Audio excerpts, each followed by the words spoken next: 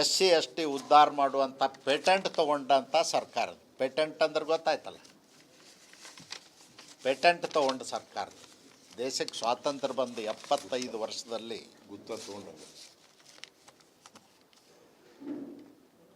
ನಿಮ್ಮ ಹೈದರಾಬಾದ್ ಕರ್ನಾಟಕ ಭಾಷೆ ಒಳಗೆ ಗೊತ್ತಾ ತೊಗೊಂಡಾರ ಅಂತ ಹೇಳ್ತಾರೆ ನಮ್ಮ ಡಾಕ್ಟ್ರು. ಗುತ್ತಿಗೆ ತೊಗೊಂಡಂಥವ್ರು ಕಾಂಗ್ರೆಸ್ನವ್ರು, ದೀನ ದಲಿತರು ಉದ್ಧಾರ. 75 ವರ್ಷದಲ್ಲಿ 60 ವರ್ಷ ಕಾಂಗ್ರೆಸ್ ಆಡಳಿತ ಮಾಡಿದೆ. ಯಾರನ್ನ ಉದ್ಧಾರ ಮಾಡ್ಯಾರ ಅನ್ನೋದು ಹೇಳ್ಬೇಕಲ್ಲ. ಈ ಸರ್ಕಾರ ಬಂದು 2 ವರ್ಷ ಆಯಿತು. ಒಂದೇ 1 ಎಕರೆ ಭೂಮಿ ಖರೀದಿ ಮಾಡಿಕೊಟ್ಟಿಲ್ಲ ಎಸ್ ಸಿ ಎಸ್ ಟಿ ಜನಾಂಗಕ್ಕೆ. ಭೂ ಒಡೆತನದಲ್ಲಿ ಒಂದೇ ಒಂದು ಹಾಸ್ಟೆಲ್ ಕಟ್ಟಿಲ್ಲ, ಒಂದೇ ಒಂದು ರೆಸಿಡೆನ್ಷಿಯಲ್ ಸ್ಕೂಲ್ ಕಟ್ಟಿಲ್ಲ. ಶಿಕ್ಷಣ ಕ್ಷೇತ್ರಕ್ಕೂ ಏನೂ ಕೊಡಲಿಲ್ಲ ಎಸ್ ಸಿ ಎಸ್ ಟಿ ಜನಾಂಗದವ್ರಿಗೆ.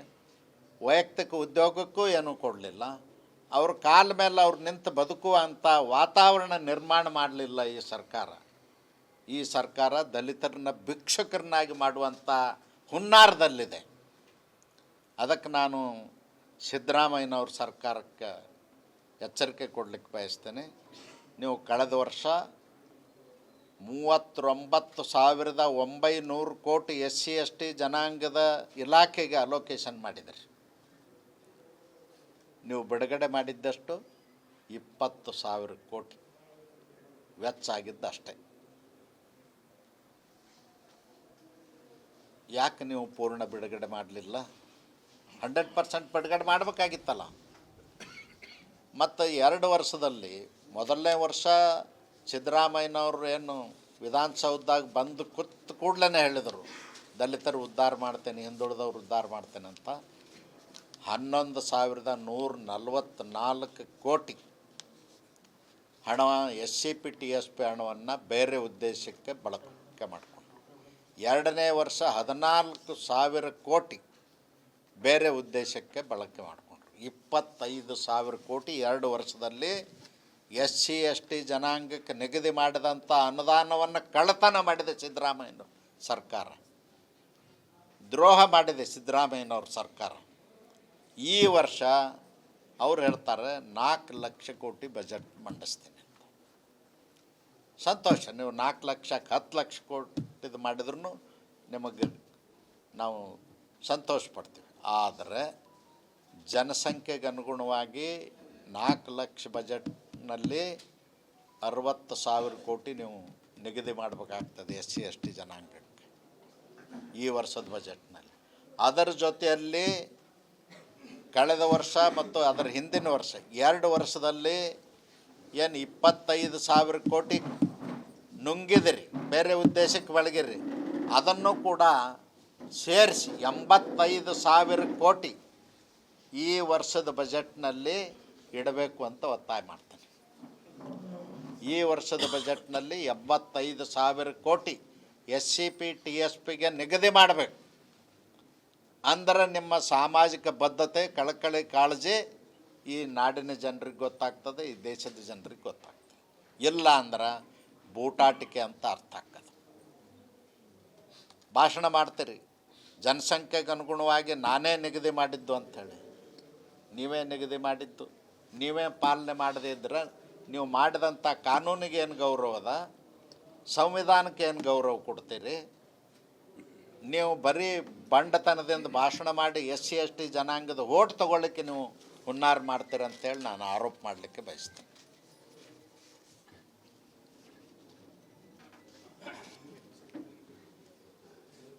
ಇವತ್ತು ನಾವು ಮಾಡತಕ್ಕಂಥ ಹೋರಾಟ ಸಾಂಕೇತಿಕವಾಗಿ ಇವತ್ತು S C P T S P ಅನುದಾನವನ್ನು ವಾಪಸ್ ಕೊಡಬೇಕು 25,000 ಮತ್ತು ಈ ವರ್ಷದ 4 ಲಕ್ಷದಲ್ಲಿ 60,000, ಒಟ್ಟು 85,000 ಈ ವರ್ಷದ ಬಜೆಟ್ನಲ್ಲಿ ನೀವು 7ನೇ ತಾರೀಕಿಗೆ ಮಂಡಿಸೋದೇನ S C P T S ಪಿಗೆ ಏರ್ಮಾರ್ಕ್ ಮಾಡಿದ್ದನ್ನು ತೋರಿಸ್ಬೇಕು ಬಜೆಟ್ನಲ್ಲಿ ಅಂಥೇಳಿ ಒತ್ತಾಯ ಮಾಡ್ತೇನೆ. ಅದಕ್ಕಾಗಿ ನಾವು ಹೋರಾಟ ಮಾಡ್ತಾಯಿದ್ದೀವಿ.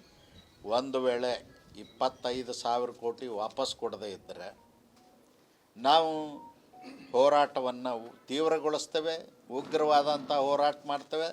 ಮತ್ತು ಇದನ್ನು ನಮ್ಮ ಪಕ್ಷ ಈ ಹೋರಾಟವನ್ನು ಓನ್ ಮಾಡಿಕೊಂಡು ಇಡೀ ರಾಜ್ಯದ ಉದ್ದಾಗಲಕ್ಕೂ 224 ವಿಧಾನಸಭಾ ಕ್ಷೇತ್ರಗಳಲ್ಲಿ ಈ ಹೋರಾಟವನ್ನು ಮಾಡ್ತೀವಿ ಅಂತಕ್ಕಂಥ ಎಚ್ಚರಿಕೆಯನ್ನು ಕೊಡಲಿಕ್ಕೆ ಬಯಸ್ತೇನೆ. SC ST ಉದ್ಧಾರ ಮಾಡುವಂಥ ಪೇಟೆಂಟ್ ತೊಗೊಂಡಂಥ ಸರ್ಕಾರ, ಪೇಟೆಂಟ್ ಅಂದ್ರೆ ಗೊತ್ತಾಯ್ತಲ್ಲ, ಪೇಟೆಂಟ್ ತೊಗೊಂಡ ಸರ್ಕಾರ. ದೇಶಕ್ಕೆ ಸ್ವಾತಂತ್ರ್ಯ ಬಂದು 75 ವರ್ಷದಲ್ಲಿ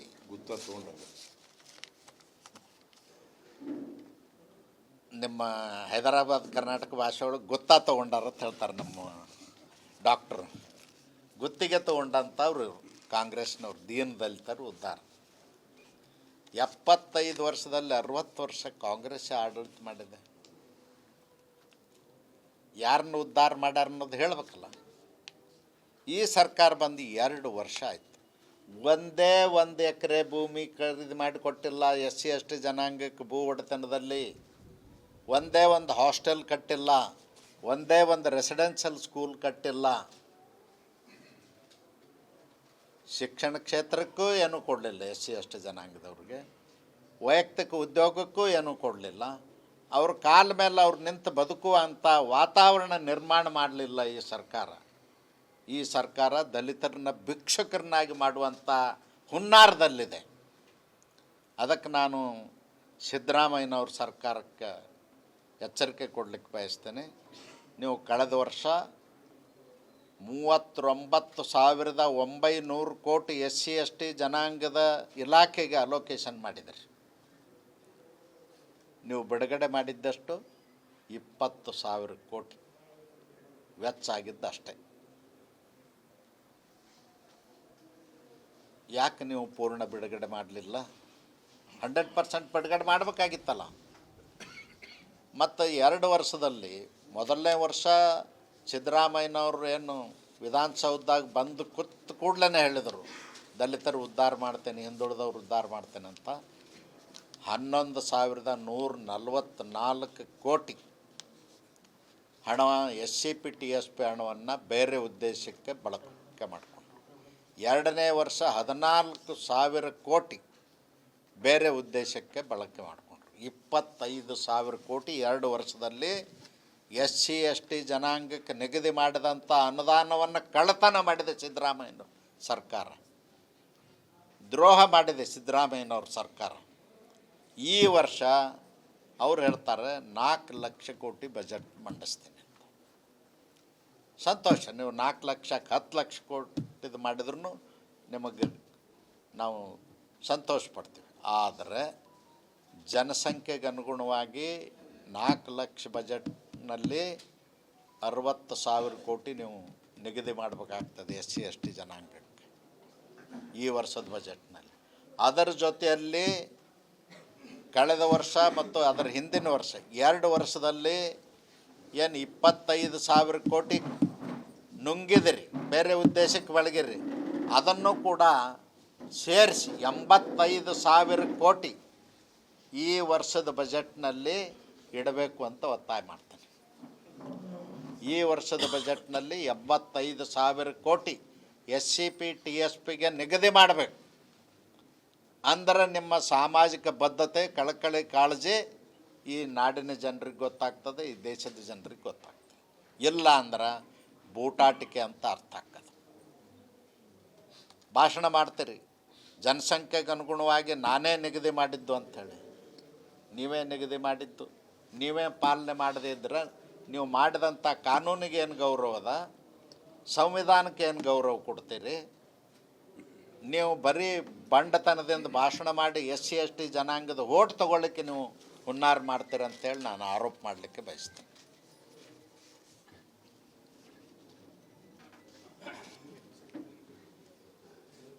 ಇವತ್ತು ನಾವು ಮಾಡತಕ್ಕಂಥ ಹೋರಾಟ ಸಾಂಕೇತಿಕವಾಗಿ ಇವತ್ತು SCP TSP ಅನುದಾನವನ್ನು ವಾಪಸ್ ಕೊಡಬೇಕು 25,000 ಮತ್ತು ಈ ವರ್ಷದ 4 ಲಕ್ಷದಲ್ಲಿ 60,000, ಒಟ್ಟು 85,000 ಈ ವರ್ಷದ ಬಜೆಟ್ನಲ್ಲಿ ನೀವು 7ನೇ ತಾರೀಕಿಗೆ ಮಂಡಿಸೋದೇನ SCP TSPಗೆ ಏರ್ಮಾರ್ಕ್ ಮಾಡಿದ್ದನ್ನು ತೋರಿಸ್ಬೇಕು ಬಜೆಟ್ನಲ್ಲಿ ಅಂಥೇಳಿ ಒತ್ತಾಯ ಮಾಡ್ತೇನೆ. ಅದಕ್ಕಾಗಿ ನಾವು ಹೋರಾಟ ಮಾಡ್ತಾಯಿದ್ದೀವಿ.